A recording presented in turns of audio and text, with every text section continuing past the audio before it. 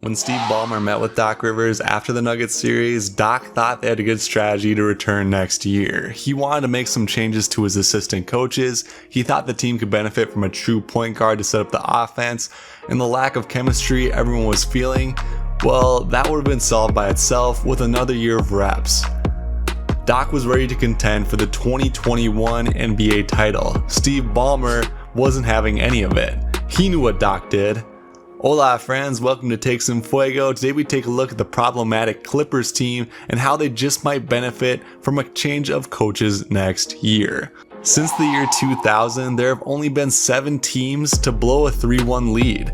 Doc Rivers has coached 3 of them. Once in Orlando with Grant Hill and Tracy Mcgrady on the roster, once in 2015 with Blake Griffin and Chris Paul on the roster, and now in 2020 with Kawhi Leonard and Paul George on the roster. In fact, he is the only coach in NBA history to blow multiple 3-1 leads in the playoffs, and he's blown 3. Call it what you want to call it, but blowing a 3-1 lead in the playoffs is flat embarrassing. Especially when you had perhaps the best roster in the league. Few thought that Doc Rivers would take the fall for the blown 3-1 lead. This was Doc Rivers, leader of the Kevin Garnett and Paul Pierce Celtics, and the coach who's been a stabilizing force in the Clippers organization since the Donald Sterling days. So what exactly did he do wrong? Steve Ballmer is a passionate guy. Just watch him laugh at the idea of iPhones or start to chant on stage about developers with sweat pouring out of his chest. So when you have 2 blown 3-1 leads in 5 years, Ballmer will feel some type of way, especially given this timeline. The Clippers organization have been talking for days about how much to give up for Paul George. 4 first-round picks and a rising star in the league, Shai Gilgeous-Alexander, seemed like a lot for 2 years of Paul George. Ballmer would have the final decision, but he wanted everyone's opinion. Doc didn't even have to think about it. If you have a chance for a title, you take the chance, period. One of the most apparent flaws in the Clippers, as most could see, is the lack of chemistry between all of these guys. In big moments in the Nuggets series, there wasn't a clear plan, there weren't clear plays that had been run between teammates rep after rep. This team didn't have enough time together, and it showed up in the playoffs. On top of that, Kawhi Leonard and Paul George had never really been vocal leaders. They've just been really good in leading by example. Doc knew that he couldn't be the sole leader of this team. If this team was going to find additional leadership, it had to come from within. When Ballmer talked to Doc about what went wrong after the second round exit, nothing he said made Ballmer believe he would approach the second season much differently, with a new strategy. Ballmer had similar concerns to Doc, but different questions. Why wasn't there chemistry? Why was there a lack of leadership?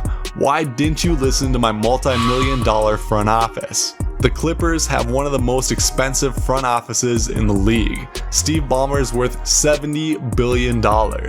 As a reference point, that is 17 times more than Mark Cuban at $4 billion. Everyone plays with the same rules in regards to salary cap. Everyone gets a fixed dollar amount. If you want to go over, you have to pay the luxury tax, which translates to a lot of money. But front office, Steve Ballmer can cut whatever check he wants.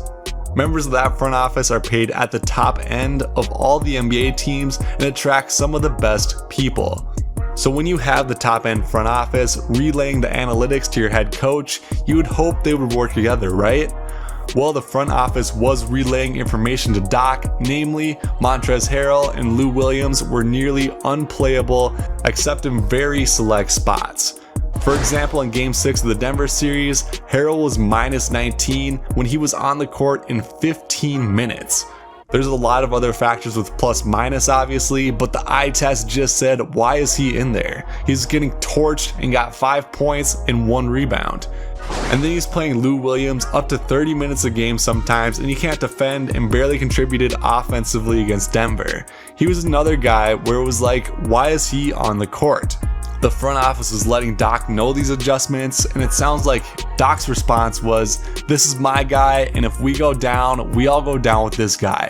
From Ballmer's perspective, it was more of a, why would I pay the front office all this money if you don't listen to them anyway? And the fact that the chemistry wasn't there, That these guys didn't get all these reps together was partially Doc's fault with all this load management. Ballmer consulted with everyone in the Clippers organization and several key players, including George and Leonard, about Doc's exit. It was basically a, hey Kawhi, Doc is gone unless you talk me out of this. And Ballmer wasn't talked out of it. Nothing anyone said saved Doc. They may, after all, only have one more year of Kawhi and Paul George if they choose to not pick up their third-year options on their contract. The clock is ticking in LA. In 2007, the Celtics were in a similar situation. They just acquired Kevin Garnett and Ray Allen. If they didn't win the title, it would be counted as a failure and a disappointment. They won the title the very next year. It was a success.